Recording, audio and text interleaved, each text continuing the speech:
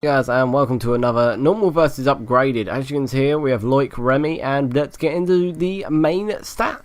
Okay, now that we're on to the actual player, Remy actually costs 900 coins on both cards, so really his upgraded card isn't really much difference in the price range. But now we're going to go into the stat upgrade. Okay, now we're getting to the stat upgrades. Obviously, he doesn't really look like he's been upgraded that much. Obviously, because he's only been upgraded by 1 rating. His pace hasn't gone up because he's really pacey already. His shooting's gone up by 2, and I will go more in depth about that when we actually get into gameplay. His passing's gone up by 1, which really doesn't affect much because he's only a striker. His dribbling's gone up by 1. His defending obviously hasn't gone up because obviously he's a striker, and his heading's gone up by 1. So they're not the biggest stat upgrades unlike other players, but let's get into some gameplay for the 79 Remy. Okay, now we're going to go into some gameplay of Remy.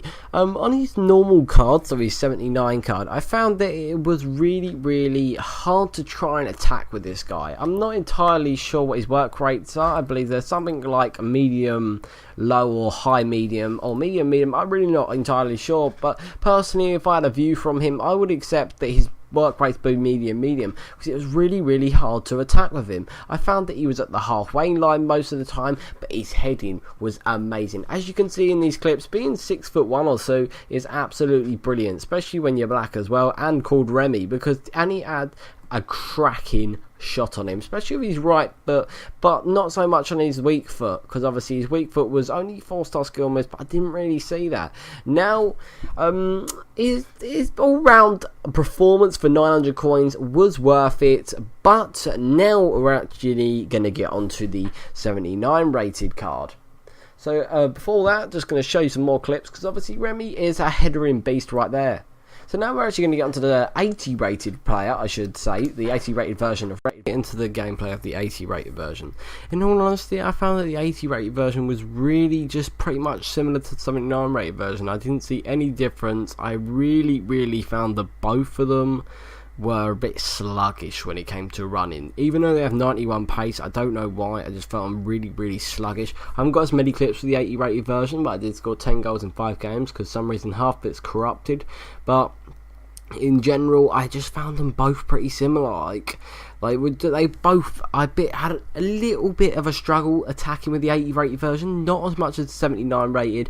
Don't know about you guys, but for me, their work rates are absolute dead for strikers. So now we're actually going to go check out what are the perfect positives about them and the negatives.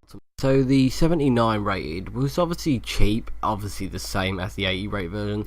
It was a good shot for his decent, like his preferred foot, which I believe was his right foot. Amazing headering with that height, that headering stats and everything, that jumping. Decent passing obviously, and he did have a strong aspects behind him. But his bad points they were both sluggish. Like on both cards you can see the good points and the bad points, they are pretty even out.